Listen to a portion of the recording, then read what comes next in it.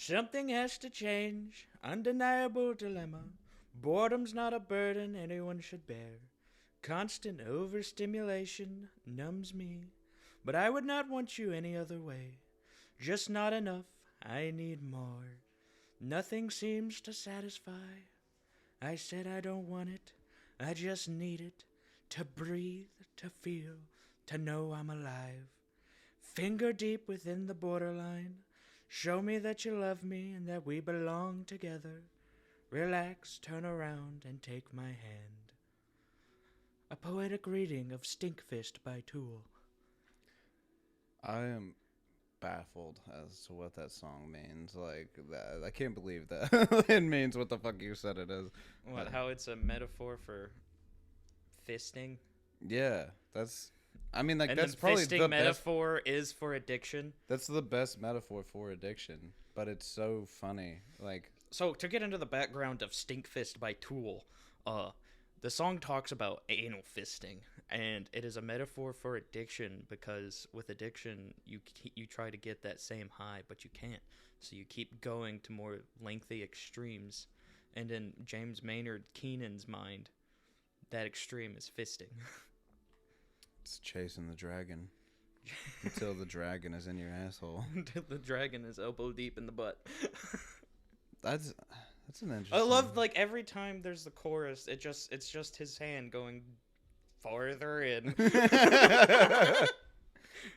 He's up there with just his hand cupped and his other hand forcing itself through.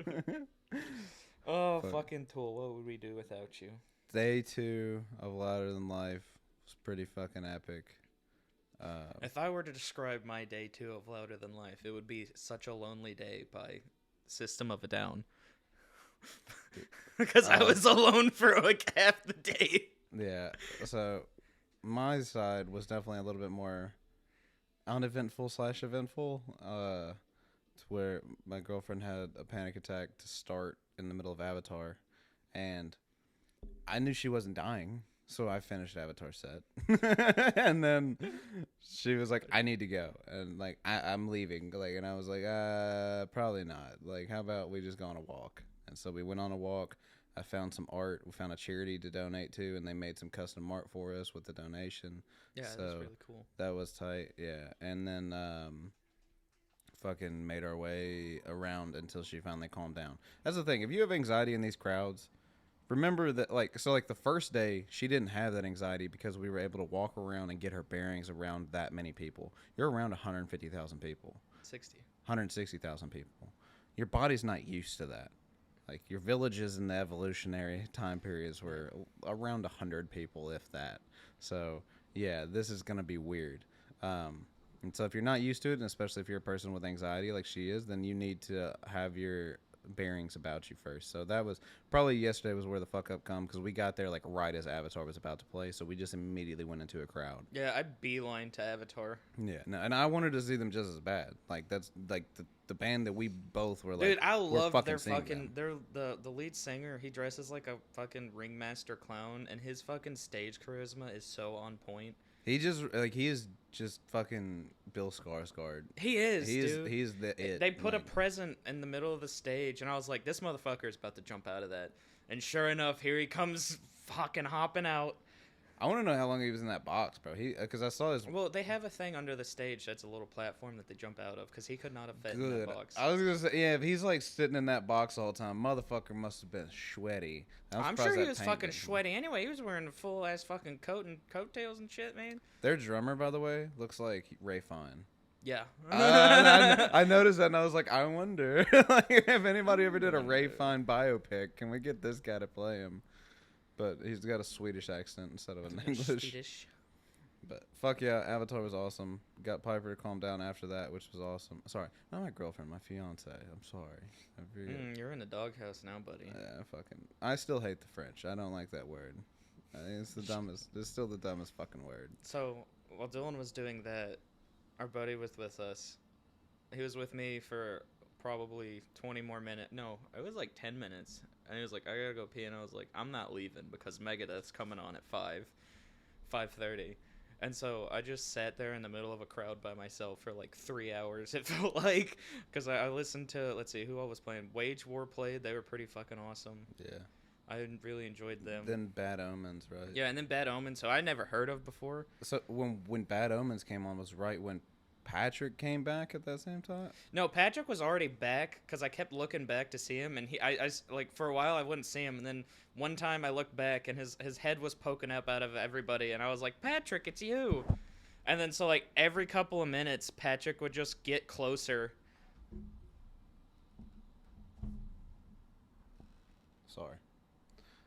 Sorry, we had a little disruption. But Patrick's face just kept getting closer and closer until we got to, I think it was like, was it towards the end of Bad Omens that you got back to me?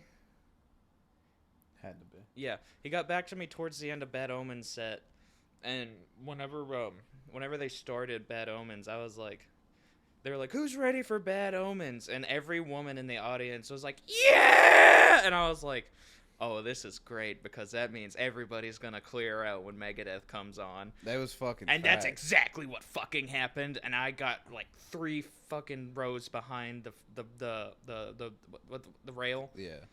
And I got to fucking smell Dave Mustaine's taint, and I was happier than a pig in shit. During all that, Piper and I got stuck like probably 200 yards away from the stage. Like we were gripped and like we couldn't go any further. We tried to slip through and we just couldn't get any further. And so I told her, I was like, all right, so when this happens, when like this like concert ends, we are gunning it. And I don't care who gets in the fucking way. And I found one, you know, like the lines when people walk out, everybody kind of walks in a line. Yeah. I just went through that line. Yeah, dude, that's exactly what I did too. I was like, I'm fucking coming through, and you can't stop me because I need this. Yeah. So we just fucking ran and then found a big ass opening out of nowhere. It's like it's like cave crawling. Like, Yeah. You go through and you go through this small entryway, and then all of a sudden it opens up to a giant cavern. You just like. It's like getting. You just fucking shoot through, dude. It was fucking you just go through that fucking super compacted amount of people trying to get out at once, and then you break free. And I saw your fucking hand with the hat over your head, and I was like, "Oh shit, there he is! We found him!" Yeah, and then Dylan got back to us, and during that part was when Corey Taylor came on, and he had a fucking tremendous show. Bro, he sounds just like his fucking album every fucking time, and I love that. Fucking amazing. I've seen him twice now. I've yet to be able to see Slipknot. And I want to see Slipknot so fucking bad. Especially after he played Before I Forget. It was so... I want to see it. I want to see the energy with the mask on. Bro. Yeah, man. I want to see them beat the shit out of drums. Or steel stuff. Like with a fucking the keg and yeah, shit? the keg. That's what it is, the keg.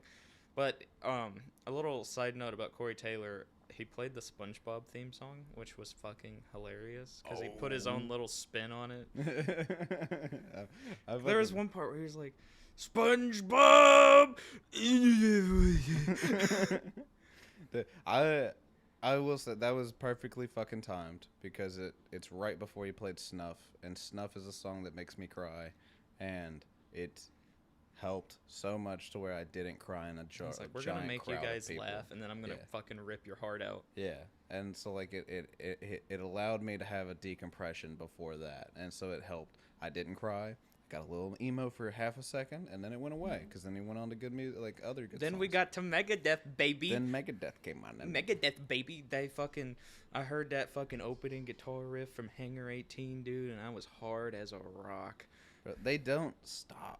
They played for 55 minutes straight with like a little itty bitty interlude of Dave Mustaine saying some goofy shit. 2 fucking seconds. Yeah, it was not long at all. They were like, we're gonna cram so much Oh, fuck.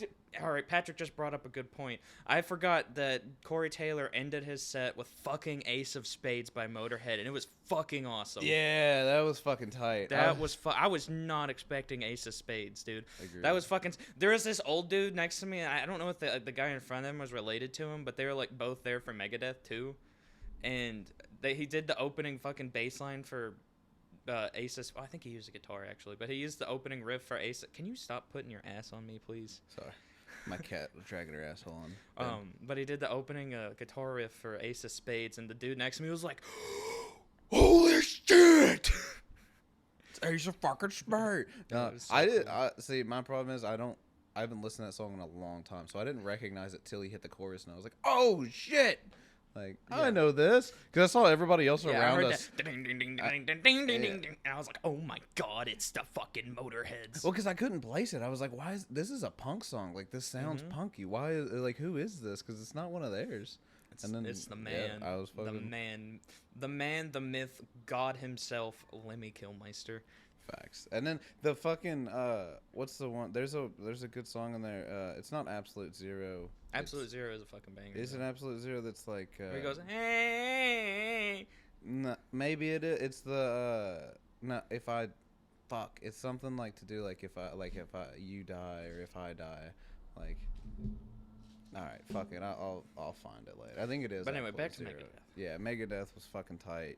They were fast and hard the entire fucking Then they set. played every song. There was one song that I wish they would have played, but I wasn't expecting them to because it's a slower song, and we all know that Dave Mustaine likes to fucking rip it. Yeah. And that's Tout Le Monde. I know Dylan hates the French, but Yes. it's fucking tremendous song. If you haven't heard it, go listen to it. But the standout songs they played was all of them except for the one that I didn't know, but it was still good. They opened up with Hangar 18, and they played. My mind's drawing a blank. Let's see, what do they play? Oh, they played Sweating Bullets, Symphony of Destruction, Peace Sells, Tornado of Souls, and they ended the concert with Holy Wars, and it was fucking awesome. You made a great point before that concert, and I noticed it during the concert, which was like they don't have like drops or anything. No. So it's all just fast paced. Yeah, that's because so, you're like, I if wonder you- if they're gonna mosh pit. And I was if like, you're- Megadeth doesn't have time to mosh. Yeah, if you're trying to mosh in that, it's simply you're just gonna be fastly bumping into people. Yeah. Not fucking like circles or like drops. They or don't anything have like that. breakdowns. They just Yeah. fucking go. It's just go. Yeah. And then I mean like some fantastic guitar like playing from a guy that's 60 something years old. Well, that's his whole philosophy for playing is because when he got kicked out of Metallica. Speaking of which, a little before I go into this, a little background on Megadeth. The lead singer and rhythm guitarist Dave Mustaine was originally one of the founding members of Megadeth or of Metallica, and him and Lars clashed, and they ended up booting him out of the band, and they sent Dave home from New York City on a bus back to California. And while he was on that bus, he was reading a newspaper, and it said something about the Arsenals of Megadeth, and he was like, "That would be a pretty metal band name. I'm gonna do that." I didn't know that's where And he then got the after fucking that, name. when he started recording "Killing Is My Business," there was a song on it called "Mechanics" that he wrote for Metallica. It's the Four Horsemen on Metallica's first album, Kill 'Em All, and he was like, "Fuck you! I'm gonna make it harder and faster." Just to fucking spite you. And then that became his whole MO for music. It's just hard as fuck and fast as fuck. And that's why they don't have any like interludes for their concerts, because they're on go the entire time.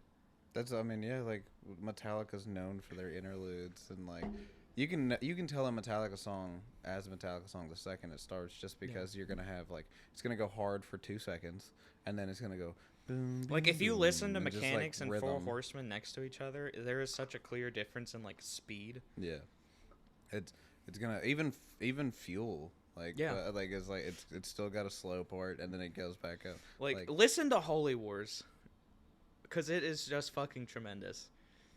Or Tornado of Souls. It's got one of the best guitar solos. It's just awesome. That's insane that how at 60 years old his fingers dexterity is still that. And it's so funny though because like he's had so many neck surgeries from headbanging that he doesn't headbang anymore, so he just sits there and it's He wants to do it. He yeah, just can't. he just like slowly moves his head back and forth. And then I noticed him spit, and then I looked at the big monitor and saw the spit in his hair for the rest of the fucking concert. didn't see that. And it got me, that fucking killed me the whole time. It was just a big white splotch chilling in his hair. Dude, I love the feud between him, just him, not his band, just him and the entire band of Metallica that went on for like 20 years because he would sling so much fucking shit. I just really at think he Lars. hates Lars. Yeah, He does. I don't No, think not he's- anymore. There was a funny video I saw of him and Lars like meeting after for the like a while. They were talking about their kids, and Lars was like, my kids are big Megadeth fans, and he's like, and Dave was like, yeah, they fucking should be. as they should be. Yeah. Not Metallica. Yeah. Dude, it's cool though that we've seen Metallica and Megadeth now. Dude, Like, the only we've thing that seen sucks is we'll never get to see Slayer because we still have a chance to see Anthrax. Yeah, Slayer's the only one of the big done? thrash metal four that are done. They're done. Fuck. I mean, Slayer's my least favorite one though, so like, I mean, it's not that big a deal. It would be cool, just like Just to be able to say that you've seen all four say of the that I've main seen- thrash metal bands, that'd be Yeah. fucking awesome. and then like that's why like I was so excited last night to see Godsmack, because like that was like my dad got me into them. My dad, one of my favorite bands my dad loved was Slayer and Lamb of God, and so I haven't been able to see Lamb of God yet, but it sucks. I know for a fact at least I won't see I Slayer. mean, they might come back Like- eventually. I mean, Motley Crue's come back 25 times and they still suck. Yeah, but, yeah, it's Motley Crue. They suck. So I mean, like, let's do. Slayer might have a little bit of fucking self-respect. I mean, that's what I don't know, man. We'll see. You know what other thing I realized about Megadeth while we were listening to them is I think part of the reason I like them so much A is cat because almost walked across the keyboard. I'm sorry. their music is very anti-government, but they're Yeah. like pro the country of America, because they have like all this military stuff for like the soldiers themselves, like the people, not the government itself. Like when they were doing, what was it? Sure, I go to court when I need to. What do you mean I don't believe in God? I go to church when I have to. That's so like that's a fucking funny like. What do you mean I don't pay my bills? What do you think I'm broke? Dude, it just peace sells, but who's buying resonates with me so fucking much. That's a great one. Yeah, I'd like, dude. Truly, I think, and because Piper didn't really get into Megadeth They too were much. more fucking punk than the punk bands that were playing yesterday. Amen. Yeah. Oh, lyric wise, and like how they played, the fast speed, the fucking fuck you, The kind of- anti-government shit. Yeah, for sure. The funny thing too is that like I ranted about this last night after we got done, but fucking Piper didn't really get into it, and I think it's because these two women behind us were so small they couldn't see. Piper's tall, I'm sort of tall. Like I mean, like we're around the same height, and so then it just so happened that they could not see over us no matter which way we put ourselves, and so they just kept fucking talking and just having conversations. And so while I'm listening to Dave Mustaine rip a guitar solo, I'm hearing, yeah, so I really didn't like this, and like blah blah blah blah blah. If you didn't fucking like it, you dude, should get the fuck away from the concert. So she people was that just do talking enjoy about it. well, no, they were talking about fucking like mundane shit at home, and I was like, you understand that You were in the presence and of a heavy her metal husband god. was next to her. That was the whole thing too. And like her husband was watching the show, and I don't see how he must. I mean, it's her husband, so he knows how to probably block her fucking- fucking yeah, voice he's out used by to it now. by now. Yeah, the rest of us around it were not. All right. No, the rest of us were pissed off, except for me, because all I could hear was the fucking guitars. Yeah, I think you were where you needed to be. My You were favorite far part away enough. about Hangar 18 was that each one of the guitarists had a solo, and they were just fucking flexing. They all ripped, and then even the drummer, bro. The drummer fucking. Dude, his went double off. bass was awesome. His double bass was fucking insane, bro. You know, actually, the lead guitarist at that concert is not their normal lead guitarist because he like injured his arm or something, or maybe he had a problem with his family. But he's not on the tour right now. He was a fan. And so the younger guitarist was somebody that was standing in for him, and he was fucking rocking it. I was wondering Like Tornado of Souls is a hard song. because he was the only young guy. Yeah. on that Every stage. song is hard to do, and he honestly did it like flawlessly. He did, yeah. I mean, probably a huge Megadeth fan before. Like, I mean, yeah, most guitarists. yeah, if you're a good like worth your salt metal guitarist, you're probably starting at Megadeth. Yeah, to learn speed and control. Like that makes sense. Dave Mustaine is a lead guitarist in a rhythm guitarist's position because he sings. Facts. What did we do? Because after that? he was We went replaced by Kirk Hammett. That's what I was ready to fucking bitch and moan about was the fucking like why they fucking put the gravel out so far into the crowd, because grass is not hard on your Grass is feet to soft. stand on. Yeah, earth gives. Rocks and sand, and like it wasn't sand, it's like a hard fucking dirt that's compacted so the stage stays steady, but they did it for an extra like 100 yards out from the fucking stage, so anybody that's close to the main stages, my feet fucking hurt. Yeah, dude. Don't even fucking talk. Yeah, I was on the gravel longer than you was. Yeah, and Like we got whenever Limp Bizkit you had was dedication playing, is what that was. I needed to see my boy. I had no Yeah. other options. And once they were done, we fucking boogied. Limp to Bizkit go started fucking their sit. set, and we were like, man, fuck Limp Bizkit. They Yeah. got some fun songs, but it ain't worth it to not get the chance to sit down and eat some food. It's so funny to me that Fred Durst makes like propaganda films for Russia. Durst's Like, fucking weird. He's such a goofy bastard. I don't, Just one of those days. we made it back to Godsmack, and first we were eating food, and I laid my ass down on the grass and talked to my buddy from Michigan for a minute. Then we went over to see Godsmack, and then I sat back down until it started filling up, and then I got up during the drum duet they did, where they started playing like the opening bass, or not bass, the opening drum. Was it drum line? Mm-hmm. They started playing the opening drum line to a bunch of classic songs. Like they started with Back in Black, then they went to Walk This Way. Then after that, they did Moby. Is it Moby Dick? I don't remember. I just know that it was fucking awesome. Yeah, they did Moby Dick by Led Zeppelin. You slapped the shit out of me. Yeah, and then they started doing the fucking drum line to Tom Sawyer, and I beat the shit out of Dylan because I was excited. What? And I still feel bad about that because I that was an involuntary reaction. Because you're like, I expected one, you did three. You're I was like, like, fucking, bah, bah, bah, bah. And then, but like that was fucking amazing. Like I forgot that Sully I think he was a drummer before he became the singer. And Oh, so was he? like, yeah. Oh, is that who was doing the other drumming? Was the lead singer? Mhm. I didn't realize that. Yeah, and so I was super happy to see Godsmack. That was a badass fucking drum solo. They had pyro in there too, having some fireworks and some fire. Dude, it was fucking That was cool. badass, and it just went. They did perfect with that band, and so I just am blown away by them because I heard people in the crowd like the whole day be like, "Oh, fucking Godsmack's coming up here. Don't walk away. We can go eat during this pussy shit." And then they gave a great fucking show. Dude, they did. I'm not gonna lie. I was getting into it. Pleasantly fucking surprised with them, man. And I just Voodoo is one of the songs that introduced me to rock. And before I forget, I got to hear that from Corey Taylor. And then we got to listen to fucking Tool, where unfortunately they didn't play Schism, but Schism was another song. That We got have me into another rock. unfortunate fact about Tool too Yeah. for Dylan. Oh yeah. I had to fucking leave. Piper has wanted to go. But then his dick ain't gonna suck itself. I don't know. Sometimes you gotta do things.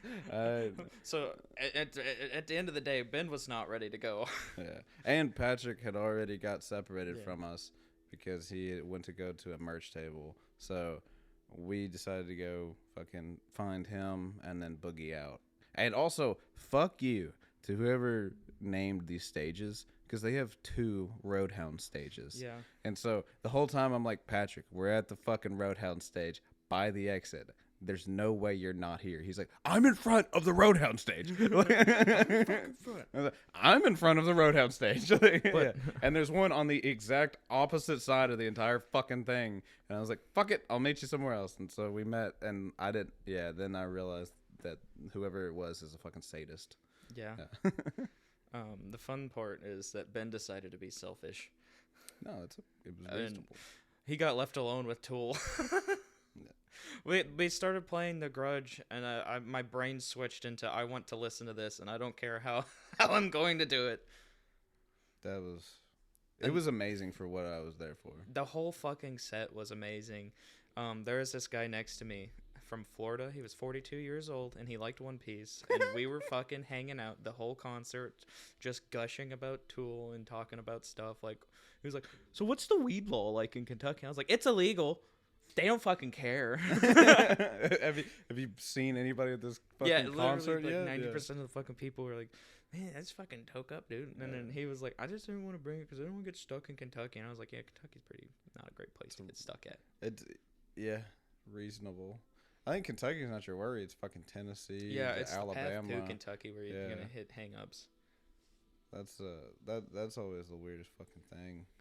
Like, I knew guys back when we would do bass fishing that would like take shit, and like that was not smart, man. Like, you're going across the country like with some shit. Welcome back. But Pipper is back.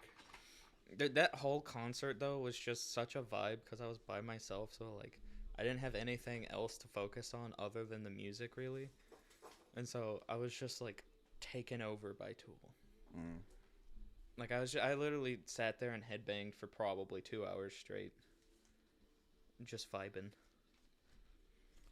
And then there's one part where Maynard's like, "So we're in Kentucky, right? Did y'all bring any bourbon?" Fuck.